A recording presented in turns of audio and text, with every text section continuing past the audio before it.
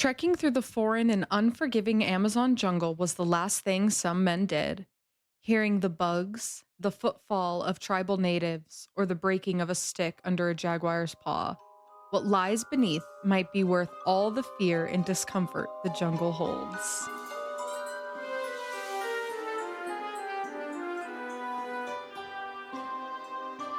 Heyo, and welcome to another episode of the Darkives. Where we tell serious history not so seriously. I'm Jamie talking to Leo. And I'm Leo listening to Jamie. And this week, we are going to be talking about the mythical cities in the Amazon jungle, El Dorado and the city of Zed. All right, cool. I know a little bit about El Dorado. The city of Zed, I know nothing about. Is that like zombies? It's the city of Z, but I heard it referred to a lot as Zed, which is what other English speakers call the letter Z. So the lost city of Z, the lost city of Zed, take your pick. Still sounds like zombies. It is not. What is that Brad Pitt movie? World War Z. Ah, yes. Yeah, not that. Okay.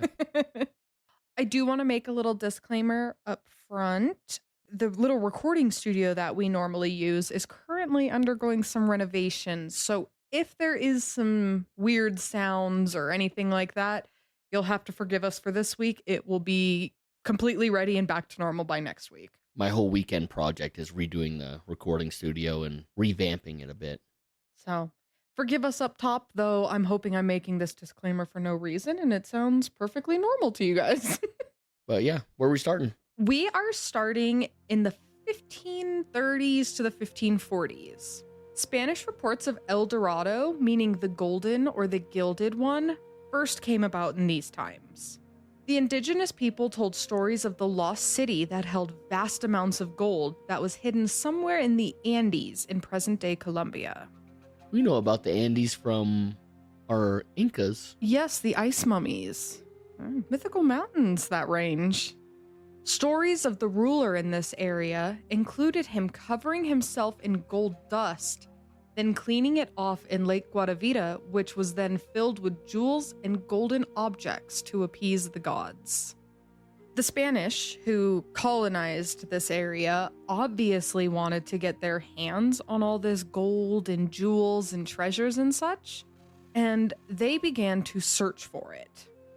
One Spaniard even reported having been to the city.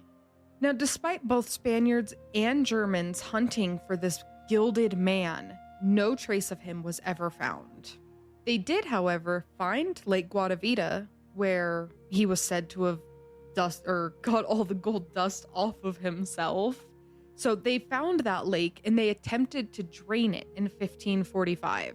Once water levels were lowered a bit, they found hundreds of pieces of gold along the edge of the lake. So it was something. There was something there. Finding these pieces led them to believe that the jewels and the more put together pieces of golden treasure were just out of their reach in the depths of the lake that they couldn't get to. Deeper. Yep, deeper to where they couldn't actually get to it. But they... See, I would think it'd be like more mystical, like there's an underwater cavern filled with jewels. But I know nothing about this story from El Dorado, so... Yeah, my basis before going into this episode was the movie, The Road to El Dorado. Did I just find a movie that you haven't seen? I feel like I have seen that movie. I can think of the characters in my head, but I want to say it was pretty lackluster in my memory. Wow, well, you're wrong. It was an absolutely amazing movie. There was a blonde guy, there was a shorter-haired, black-haired guy, and then there was a haughty girl. Yeah. It's about all I remember. It's such a good movie. Oh my gosh. I'll have to make you watch it after this episode for research purposes, of course, for science. Nah. But back to some real-life El Dorado.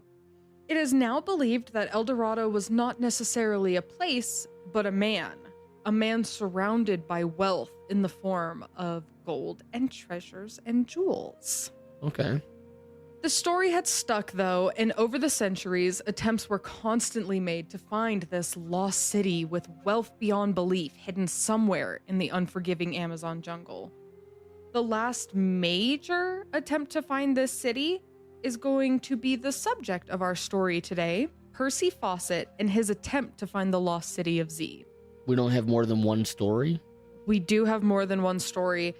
And I do also want to say that the lost city of Z or Zed and people trying to find El Dorado, it has over time all kind of become the same thing. The thing that these men are searching for is an elaborately constructed, beautiful, wealthy city hidden somewhere in the jungle.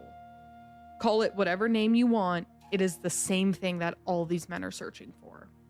Okay. It's all blended together. The mythos has blended together. Yes. I'm going to be telling 3 different expeditions, and they are all looking for the same thing with a different name. I'm going to start this with a little bit of background on Percy Fawcett. He was born in 1867 in Devon, England. He described his early life as lacking in affection, but despite this, he went on to become quite successful. At 19 in 1886, he was made lieutenant in the Royal Artillery. In 1901, he joined the Royal Geographical Society of London and traveled to Africa to gather military intelligence. And in 1906, he was chosen to lead an expedition into the Amazon. This guy's a world traveler. He is well-traveled and he has a good base knowledge for going into unfamiliar places to an Englishman. To an Englishman? Yes. Well, they're just on their picturesque little going into island. unfamiliar places as an Englishman. Yes. Yeah. Unfamiliar to him as an Englishman. Yes. Outside of those, he also went to Sri Lanka as an artilleryman. He was a spy in Morocco, and he served in World War I. So yeah, again, just laying the foundation that he is pretty well-traveled and well-trained. Well-trained. He's a military man who's been around the world. Yes, and I'm very glad that you picked up on that. I wanted to give a little foundation for why he was a very excellent choice for this expedition. His 1906 journey to South America is what truly got into his soul, though. It was during this trip that he developed a borderline obsessive intrigue with the Amazon. I'm sorry, Jamie just stopped because I was Googling at my PC when the Savo man-eating lions were, because when she said 1901 in Africa, I thought it was around the same time that our boy was out there doing his thing. Mm-hmm. It was only 3 years later, so... He might have heard tales of the Savo man-eaters. Yeah, he got there shortly after that happened. I had to know, okay? Sometimes Jamie is talking and I trail off because I hear familiar dates, locations, names, and I do a little... side research. Do a little Jamie from the JRE show, you know? The guy who always looks everything up on Joe Rogan. You're like, oh, Jamie, check that out. And he's like, and he just Googles it. Unfamiliar to me. I've never listened to that show. It's one of the biggest podcasts in the world. Well, my goal is to become the biggest podcast in the world, so I'm focusing on this podcast. She said it, guys. Help us get to be the biggest podcast by sharing this episode, rating it. It all helps.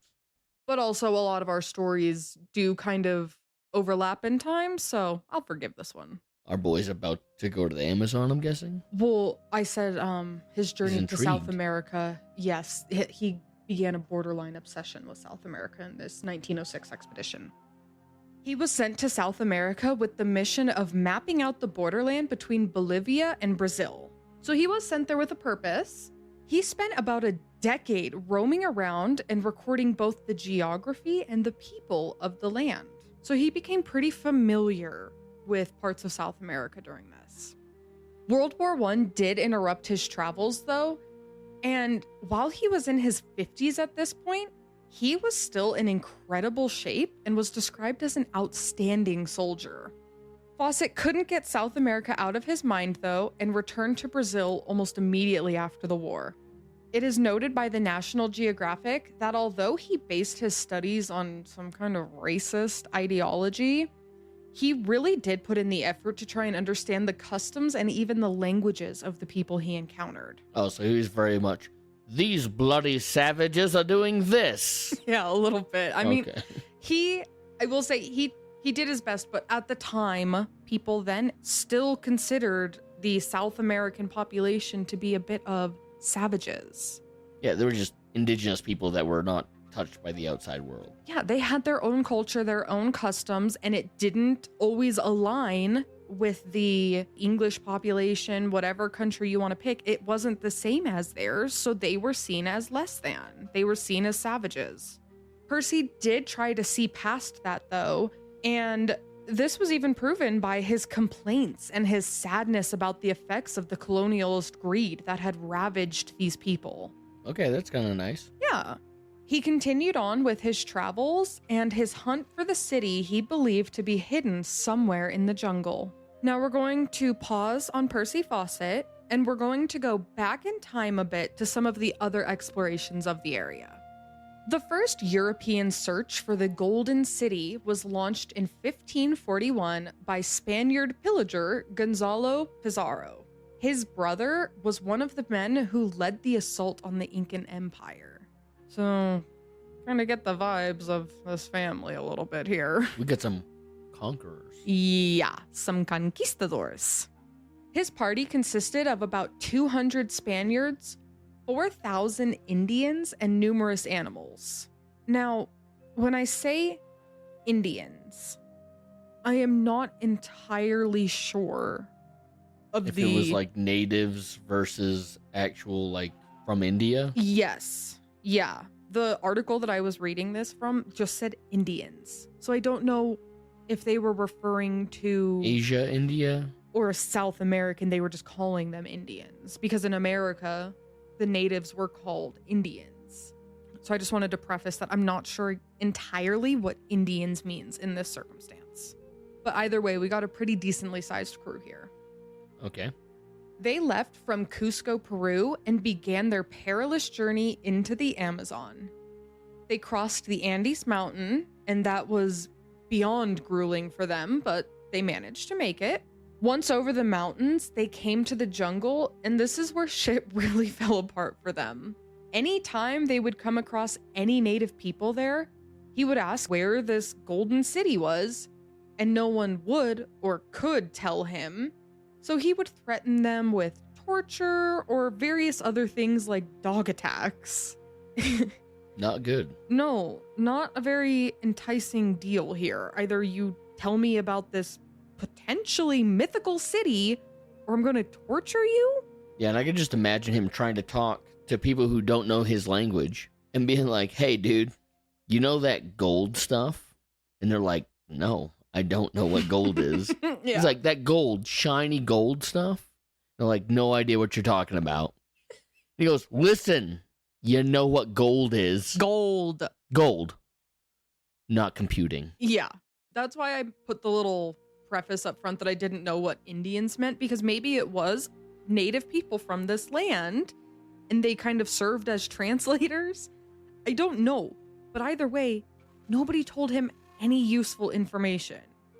And now whether this was because they're protecting their city or because there is no fucking city. I'm going to go with option B. There is no city? Yeah. Probably, but I mean, whatever the reasoning behind the native silence, he didn't get anything. Despite not getting any answers from the natives, the party trekked on. Finally, he decided to split the party in two, sending his second in command, Oriana, to follow the river, while he would follow the land. I thought you said Ariana at first, and that I was like, oh wow, very progressive of this racist dude in South America. And Ariana Grande, confirmed time traveler, followed the river. She's got an alien head. You do have this thing with her head. She has a very long head. I'm not the only one who's noticed it. I'm sure. You know the show Alien with the aliens? Yes. From the movie Alien? Yes. She's got an alien She's pretty head. close. Just saying. Okay. She's got about a third of an alien head. Okay. Well, no, it was not Ariana. It was Oriana. Pizarro got nowhere, and he was eventually forced to return to civilization. But Oriana, however, actually gets to hold the distinction of being the first European to follow the length of the Amazon River, and he came out by the Atlantic Ocean. Cool stat. Yeah. For his resume. He eventually returned to Spain and told of his journey with great and spectacular stories, one of which included being attacked by a noble warrior woman, and this led to the region being called the Amazon after the Greek legend of the Amazons. That is super cool. Yeah. Yeah. Yeah, I thought that was super fun. That was all from him. So, thank you, Spain. Now, on to our next explorer. Sir Walter Raleigh was an Englishman and jack of all trades, two of which included being a soldier and an explorer. In 1595, he landed in Trinidad off the coast of South America and did two things. One, he attacked the nearby Spanish garrison in the capital of San Jose so they could safely leave their ships to go and explore in the jungle. And two... Wait, he attacked so they could safely? There's Yeah. some sarcasm there that I didn't pick up. Well, so that way the Spanish wouldn't do anything to their ships that would take them back to England. What? He attacked the Spanish so that way the Spanish who were there could not attack their ships. Yeah, it was the attacking them so they could safely explore. Oh. He attacked the Spanish so that the English could safely explore. Mm-hmm. Not so the Spanish could safely explore. Yes. I was like, why would they explore their... I don't fucking know. Okay. You know what I'm saying, right? I do. Maybe I misworded that a little bit. I'll re-say it. probably misunderstood that. That's kind of funny, though. He attacked the Spanish garrison nearby in the capital of San Jose, so the Englishmen could safely leave their ships there and go exploring. Yeah, take out the competition. Yeah, so that way nobody's messing with their boats while they're out, just precautions. 2, while in San Jose, he went to see a man named Don Antonio de Berrio so he could question him about his travels to El Dorado. Don Antonio went to El Dorado? Allegedly, he claims to have seen the Golden City. Let's see what this Don's got to say. Well, not a whole lot. He claims to have reached the border of El Dorado in 1585 after traveling through the Guyana Highlands and around the Orinoco River. So he didn't quite make it into the city, just to the border of the city. How does he know it was the border of the city? You'd have to ask him. But the information was good for Sir Walter because he had a general idea of where to look to get into the city. I'm gonna just make a guess here and say...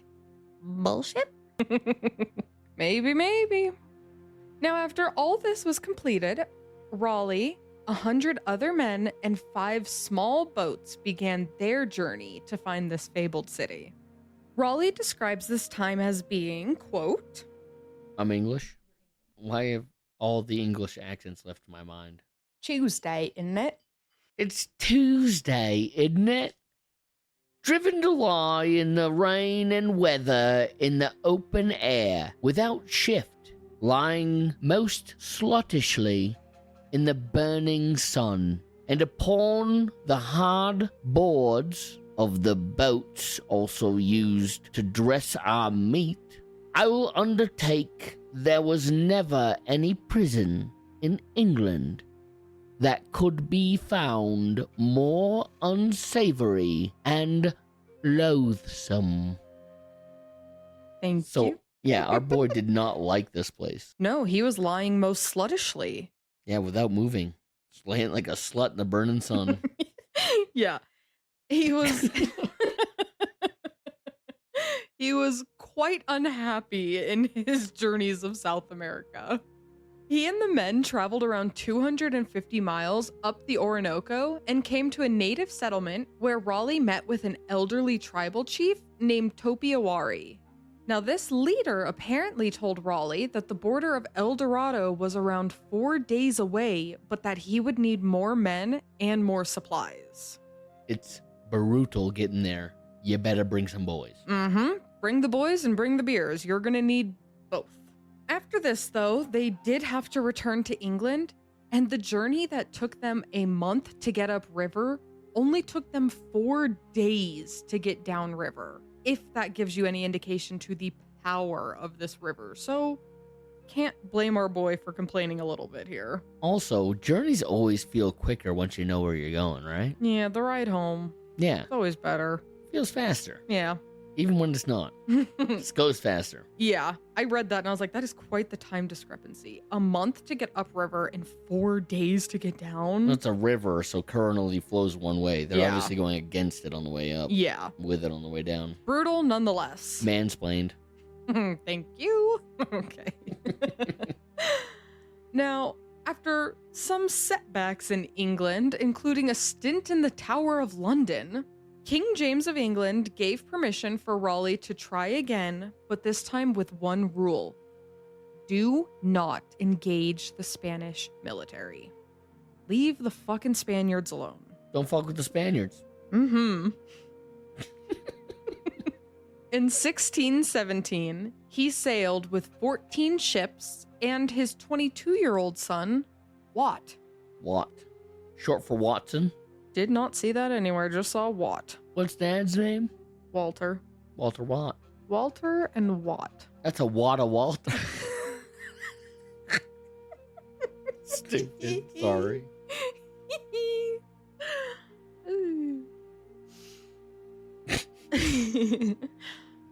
Now, this voyage was tough and actually took the lives of 42 men, including his second in command. Jeebus. But nevertheless, they arrived by mid-November to the coast of South America. One hell of a journey. Yeah, and it was because illness was the main opponent here. Raleigh was not immune. He was actually too sick to lead the expedition up the river, so a man named Lawrence Keymis did it. So Sir Walter is sitting this voyage out. But Watt's going. Watt is going, yes. 400 men, including Watt. And Sir... Lawrence Keymis. Sir... No. Lawrence... Keymis. Keymis. He's not a sir. He's just Lawrence. He's running this. I'm calling him Sir. Okay. Well, yes. Keymis and Watt, along with 400 men, set off in 5 boats on December 10th of 1617. Only 3 of the ships made it to a Spanish outpost further up the river, and there they were ambushed. Yes, gasp. Though they did manage to resist the small ambush, Raleigh's son and 4 other men died. Watt's down. Watt's out. That's a Watt of death. Oh, what a death happened up at the settlement. But Sir Lawrence? Yes. He's still okay, right? Yes. Physically he is okay, but mentally he is not. What's wrong? Mentally, he started spiraling because he just broke King James' only rule. Spanish. Yes. Don't fuck with him. No. And he engaged in a, granted, small battle with them, but there were some Spaniards who died during this. So he's panicking. Well, you can't let the Spaniards just kill the English. I don't know, tell that to the king. Who attacked who? The Spaniards attacked the English. What are you gonna do? Get your asses whooped and say, oh, king said I couldn't do it. I gotta die here? As they're stabbing the Englishmen. The king said I can't fight back. Yeah, I don't know. I don't know. Stand your ground. I don't know what the proper way to handle this was, but Keymis knows that he did just go against the only rule that the king set. So he's starting to panic a little bit. Kill them all. Oh, No witnesses. some Spaniards did die, and well, along with some Englishmen, which I guess they could have just explained as illness as well, but Watt took a bullet to the neck. So that's not illness. Cleaning his gun went off. Yeah. He probably could have spun this a little bit differently, but I'm telling you this tale almost 500 years later and the truth came out. On March 2nd, the tattered party returned to the coast where Raleigh waited, and Keymis had to tell him, hey, not only did we engage the Spanish, We killed a few too. we killed a few, and your boy's dead. Sir Walter was extremely unhappy with this. Yeah, that hurt a lot. It hurt a lot. That really hurt his feelings. That hurt his heart. Kind of feel like we're picking on Watt now. Now, for whatever reason, whether it was the fear of King James or the fear of Sir Walter, he went to his cabin, found a knife, and drove it through his heart. Couldn't live with the shame. The guilt, the fear. Yeah, his captain, his king. He let everyone down. Everybody's really mad at him. He caused a lot of problems. But King Lawrence... Nope. You're too good for this story. He's a king and a sir. He's Sir King Lawrence now. Ah, noted. Historians mark that. Raleigh, on the other hand, did return to England, and in November of 1618, Sir Walter Raleigh was beheaded on order of King James. Wait, Walter's a sir? Yes. How come Lawrence can't be a sir? Ask James. Ask Elizabeth, who ruled before James. Y'all kings could figure your shit out. Talk to Charles right now. The man who killed himself because he couldn't deal with letting you down was not a sir by title, only in action. This Walter, he's a sir. Mm-hmm. You're beheading your sirs and you're letting the real ones kill themselves. Fucking James, figure it out, dude. Well, now whether or not he was killed because of him breaking the Spanish rule or because they came back empty-handed when the whole point of this expedition was to find a golden city, who's to say? Could have been among many other reasons, but that is the end of Sir Walter Raleigh. Now back to Percy Fawcett. 2 expeditions to find his own El Dorado, though he called this elusive gold city the City of Zed, were tried in the early 1920s, but ultimately failed thanks to poor weather, fever, and exhaustion. Okay, quick question. Was this around the same area? Sir Lawrence, who's not Sir Lawrence. Sir Walter Raleigh. Yeah, where Sir Walter and regular guy Lawrence and Watt were all looking. Percy takes off from Rio de Janeiro. So Walter and his crew were further up north by Guyana, and Percy is down south in Brazil. They were all looking for the, quote, same thing. Just in different locations. In different locations, yes. So in April of 1925, Percy, along with his son Jack and friend Raleigh Rimmel, set out for one last journey. Let's go, boys. You're not going to find it. Percy wrote in a letter, quote... I'm English again? Mm-hmm. Is he a young man or an old man? Old man. Jowls, maybe? Yeah, maybe. It's Tuesday, isn't it? We shall disappear from civilization until next year. Imagine us in forest so far untrodden by civilized man. That actually got a little bit, Star Wars. Oh, you went Star Wars? I was thinking, Davy Jones from Pirates. Oh, yeah. Part of the ship, part of the crew. Something about shaking my face and talking. I just like it. Ew. Anyway, let's go. Yeah, so, yeah, Percy's excited. He's jazzed about his journey here. They left from New Jersey and arrived in Rio de Janeiro, where they then trekked inland to Cuaba, where they bought pack animals and hired some native guides. Then began the jungle. The first and most pressing problem for the group were the bugs. South American bugs. Eee. She be humid down there. Yeah, and with humidity comes... Skeeters. Mosquitoes! Yes, mosquitoes, ticks, and gnats made sleep almost impossible. I believe it. Ugh. The third man in the group, Rimmel, he actually had so many tick bites on his foot that it swelled up to like 2 times its normal size. Nasty. Nasty little ticks. If it was that big, I'm guessing he probably had his shoe off. So he's now stomping through the jungle with probably just a wrapped, swollen foot. Yeah. Ugh. Yeah, very ugh. It's giving ugh. What's that from? I don't know. It's a thing the young people say. Oh, it's giving ugh. It's giving ugh. Don't ask me. I'm about to turn 30. I don't know anything anymore. I'm almost 40. Ew. Why are you so old? It's not my fault. I didn't ask to be born when I was born. I didn't ask for this age. Despite this, though, they traveled somewhere between 10 and 15 miles a day. Can you believe? Quite the trek through the jungle. Yeah, I'm imagining machetes, vines being hacked out of the way, monsteras maybe? That's a plant, not monsters. But like big fucking jungle plants. And they're just hacking their way through this 10 to 15 miles a day. I'd say that's a pretty good time. I'd say that's fucking crazy.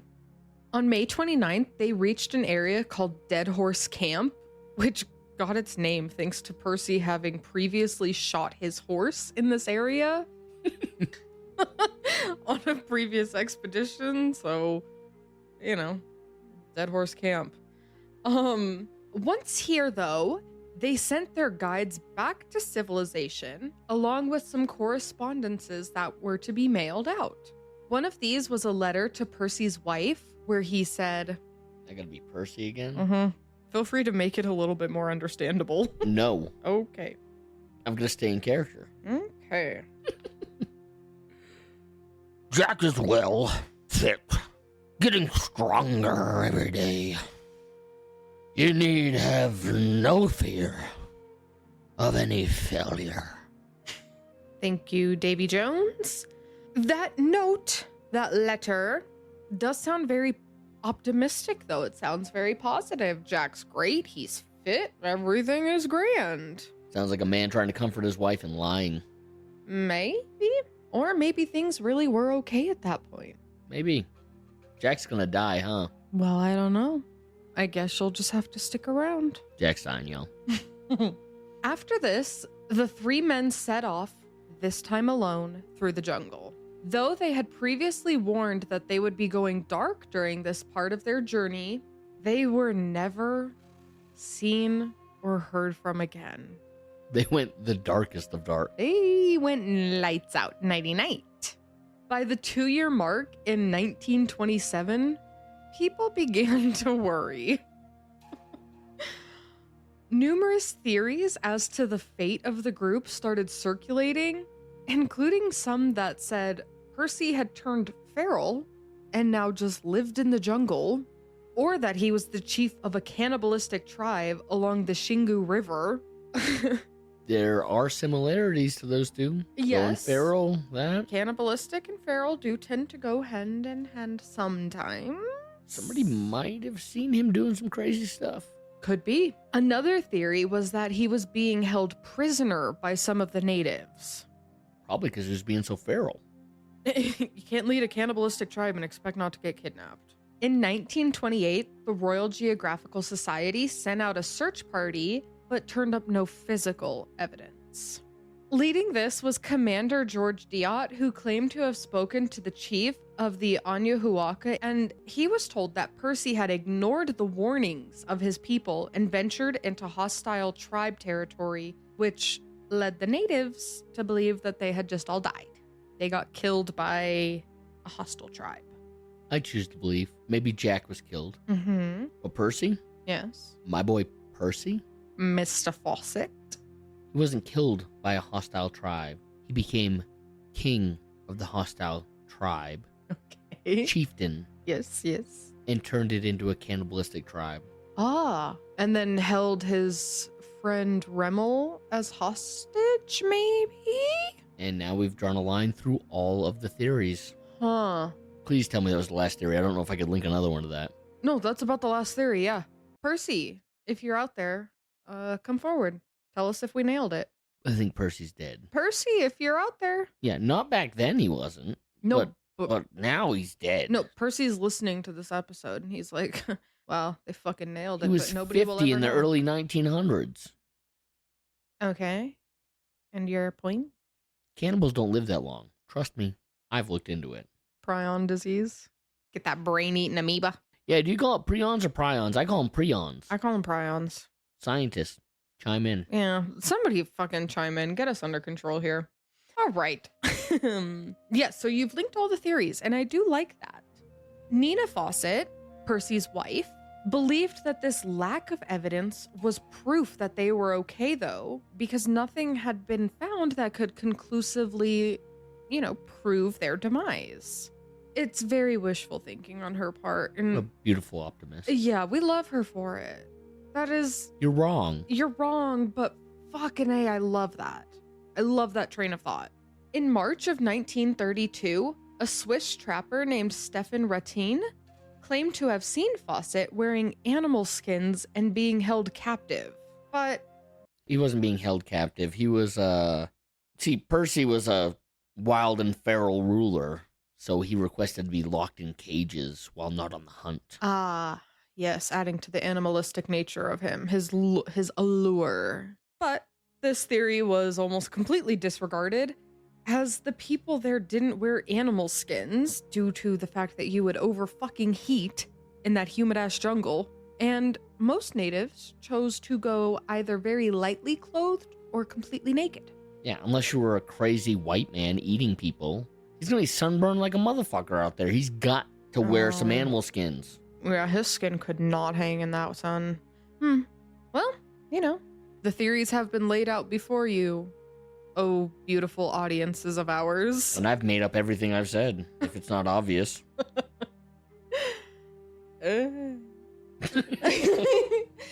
Now, despite numerous attempts to find the lost three, one of which was headed by Peter Fleming, Ian Fleming's brother. Ian Fleming, you know why he's famous? Writing James Bond. Yes, he created James Bond. Well, his brother led one of the expeditions to find Percy Fawcett. There are two famous Ian Flemings. Well, this one was the James Bond creator. Okay. But despite this, no trace of the men has ever been found. Obviously, many theories have been discussed, ranging from the most likely from starvation or dehydration to an animal or a human attack, while some more far-fetched theories have also been thrown around. Such as? They think that Percy and crew actually found the city and disappeared into it, living out the rest of their days there, or that they found a portal to another dimension. Going a little Land Before Time on that last one. Well, Percy had been into the spiritualism and the mysticism movements, so I think that's where that theory comes from. Yeah, I'm going baloney on both theories. Okay. You don't like it? No. Okay. Well, what do you think happened to them? To all three of them? I've already told you. Jack died. Mm-hmm. His right-hand man also died. Oh, okay. Then who was being held prisoner? No one. Like I said, he liked to be locked up. Oh, okay, yes. He couldn't be trusted. He was too much man. Well, seeing the death of his son and the friend Drove him wild. drove him mad. But not too wild to lead a cannibalistic tribe. Okay. He just had to be locked up for their own safety. He would have eaten everyone. He's like a werewolf. Yeah. Ah, okay. That is a theory. And no matter which theory you believe, there's no doubt that Percy left behind a legacy that is still discussed and even consumed today. He was one of the inspirations for famed archaeologist Indiana Jones. You ever heard of him? It's a fictional archaeologist. Yes, it is a fictional archaeologist. Indiana Jones, made famous by the gorgeous, beautiful, can do no wrong Harrison Ford. He has also inspired other books and films that I did not look into because I was excited by Indiana Jones. In 2005, a New Yorker writer went to the native people who Percy had first come into contact with, and his story, Percy's story, that of being the first white men that they had seen, had become something of an oral legend passed down among the people. That's fun. Being the first white man that these people had ever seen. Yeah. And he tried to feed us the dog. no. Oh, wrong guy. Yeah, wrong one. But that's it. No trace of them, no physical evidence, no nothing of them has ever been found. And I will say, kind of, I don't want to say lending credence to, but some people use it as fuel. Some of the rescue parties that went to go find them, they also disappeared without a trace. So that leads some people to believe that they found the city or they found this portal because they're disappearing without a trace. But I would argue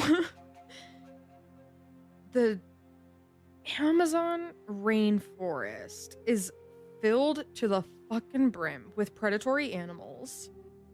And there's also not like a set trail marker for them to follow. You know, these men probably disappeared without a trace 30 fucking feet from where you're walking and you never know it. Nature is a cruel mistress. That is my tales of men trying to find the city of gold. Thoughts, views, and opinions? I liked it. I like Percy's mystery. The fact that we don't know exactly what happened to him. We can guess. And our beautiful not sir. Lawrence Kemis. Yes.